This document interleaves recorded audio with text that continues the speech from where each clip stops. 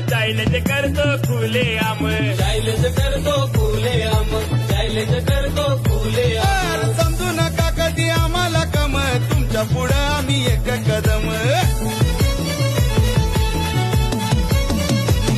आई गावदे प्रसन्न आम्हाला शिलावतीचा हयात, बरी कुलदीप शेट मडवी नावानं गाडी पळत्यात. या बैल गाड्याची माती पण भावा